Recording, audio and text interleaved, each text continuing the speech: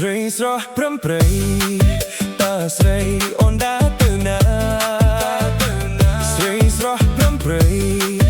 តើស្រីអូនដើរទៅណាមិនត្រូវការសួរខ្ញុំកូនដើរផ្សារនោះត្រៀបត្រាប្រយ៉ាងខ្ញុំជេរខ្មាស់គេ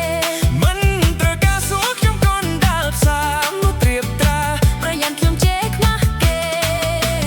យើគ្រាន់តែសួរប៉ុណ្ណឹងតើខាតអស់ប៉ុន្មានមាសមែនយើគ្រាន់តែសួរប៉ុណ្ណឹងតើខាតអស់ប៉ុន្មានមាសមែនខាតមិនខាតក៏ត្រូវខ្មាស់គេដែរព្រោះខ្ញុំខ្មែរកូនខ្មែរអ្នកមានពូជខាតមិនខាតក៏ត្រូវខ្មាស់គេដែរព្រោះខ្ញុំខ្មែរកូនខ្មែរអ្នកមានពូជជាស្រីស្រុកស្រែ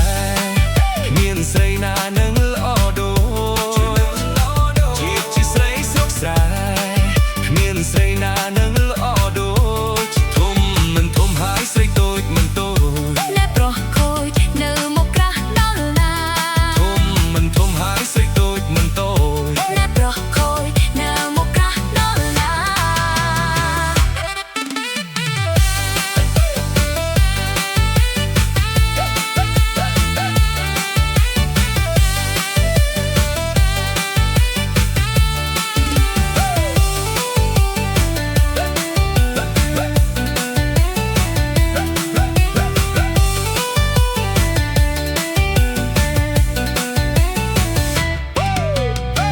ស្រីស្រស់ព្រំព្រៃតើស្រីអូនដើរទៅណាស្រីស្រស់ព្រំព្រៃតើស្រីអូនដើរទៅណាមិនត្រូវការសួរខ្ញុំកូនដើរផ្សារមួយត្រៀបត្រាប្រយ៉ាងខ្ញុំជេរខ្មាស់គេមិនត្រូវការសួរខ្ញុំកូនដើរផ្សារមួយត្រៀបត្រាប្រយ៉ាងខ្ញុំជេរខ្មាស់គេ